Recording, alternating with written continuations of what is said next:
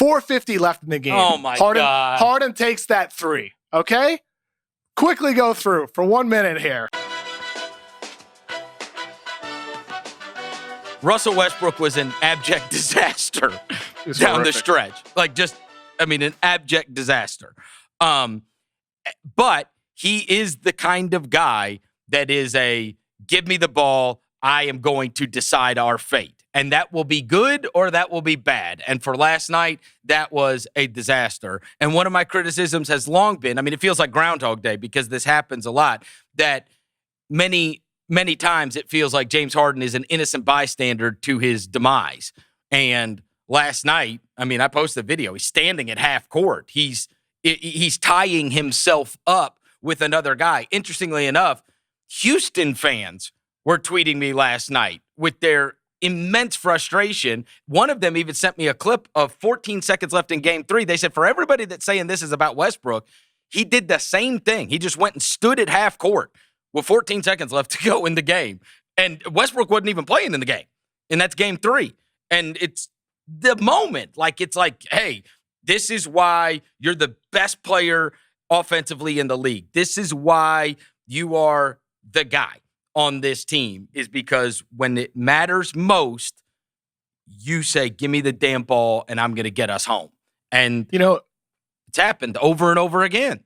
I watched the whole fourth quarter again this morning, wide awake, fresh look at the game. And I took notes of every possession after Harden hit his last shot, which was a step back 3 against Schroeder with 4:50 left in the game. That's the last time Harden hit a shot in the game. And, rewatching it, there was that moment with 1:40 left where Harden kicks the ball out to Westbrook, kicks the ball ahead to Westbrook, who had a mismatch on Gallinari. Westbrook drove down the lane and he made an inaccurate pass to PJ Tucker for 3, who couldn't take the corner 3 shot because it was such a bad pass. And then at that point, that's the play I think you're referring to, where Harden doesn't fight Gilgeous-Alexander for positioning. He doesn't fight to get the ball. And that sometimes is maybe it's a symptom of Harden. Sometimes maybe it's a symptom of Houston's offense, where they just have him standing around the logo and they get him the ball there to go to work in an isolation.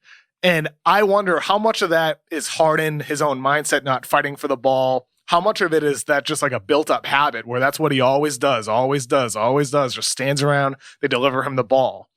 On that specific play I'm talking about, Harden, Westbrook got the ball back and then he got stripped by Chris Paul. It was a great defensive play and sloppy ball handling by Westbrook. One of the many disastrous plays Russ made down the stretch of that game.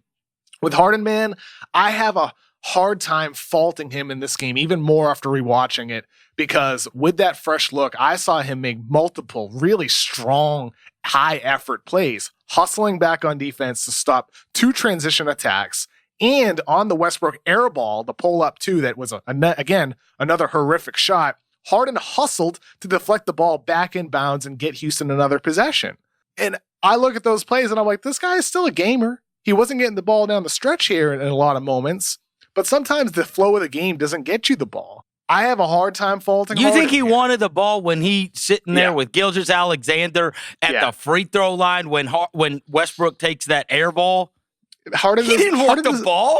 It's not like this is, there can be a million mental gymnastics to make excuse for the guy every single year, but we do this every single year. And we'll see. Game 7, again, you have a time to prove yourself. You have a time to prove yourself when it matters most, because when it gets into a close game, I'll tell you this, Chris Paul was going to decide that game.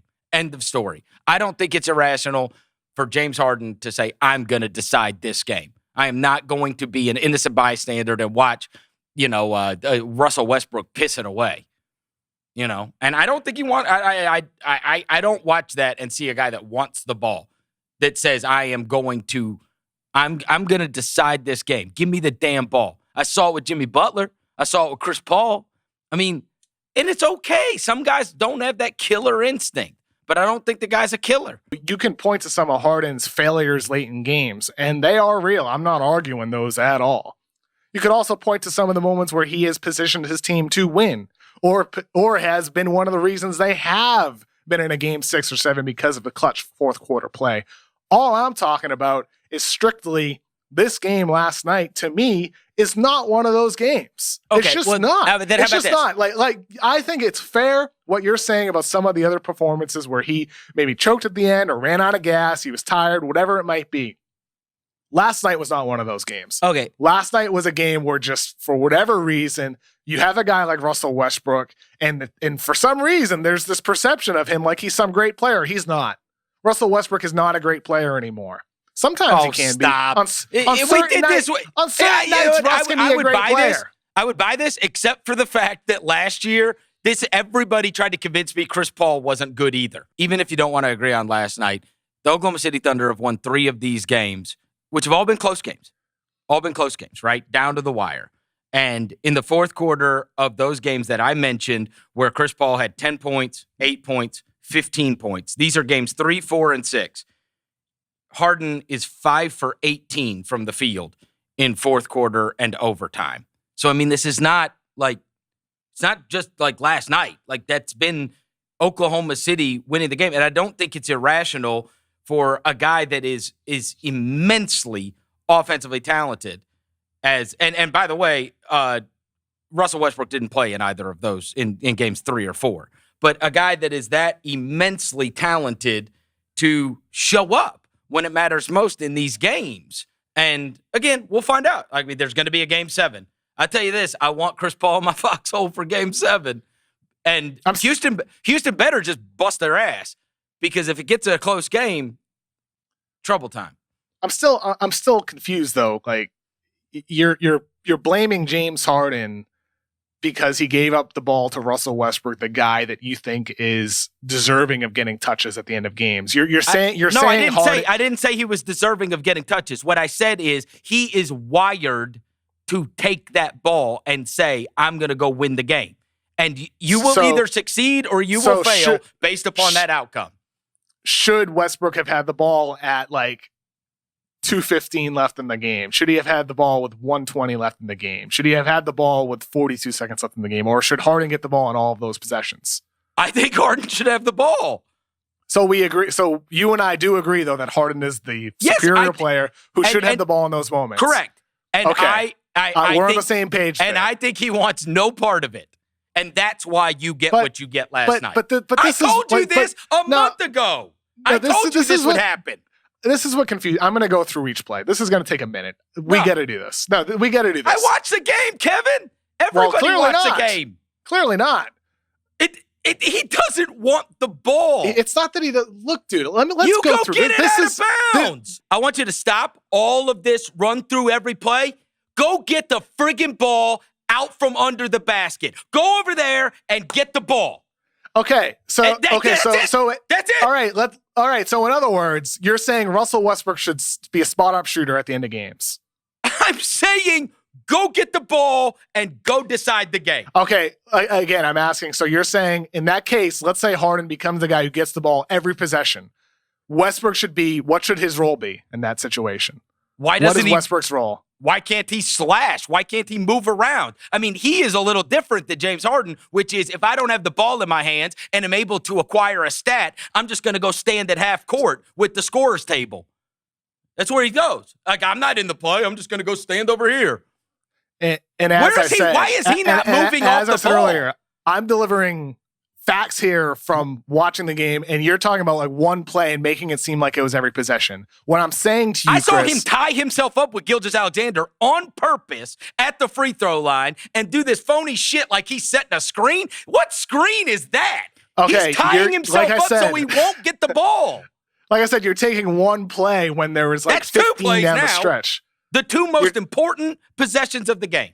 4:50 left in the game. Oh, my God. Harden takes that 3, okay? 4:23, OKC miss. Schroeder makes a great play, intercepts a Tucker outlet pass. 4:05, Hardin, first shot, misses a step back 3. 3:20, Westbrook brings the ball up the floor, runs side pick and roll, misses a layup. Hardin doesn't get a touch. 2:40, Hardin isos, drives into 3 defenders in the paint because nobody's defending Westbrook. 2:15, Westbrook motors the ball up the floor, gets Gordon an open 3, he misses it. 1:40, Hardin kicks the ball ahead to Westbrook, who's got a mismatch on Gallo. This is the play I mentioned earlier, where he made the inaccurate pass to Tucker for 3 in the corner.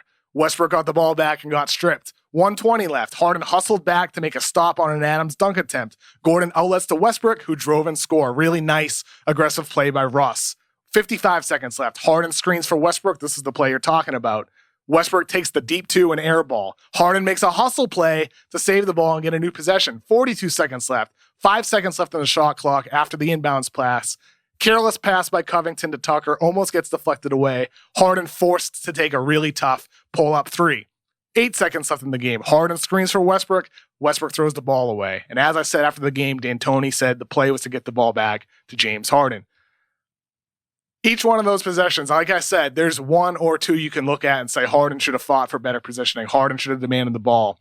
But looking at this team, naturally, this is what's happened all year long. All year long, Harden and Westbrook are taking turns, either bringing the ball up the floor or running the offense. Should Harden have the ball every single one of those possessions? You're damn right he should. You're damn right he should.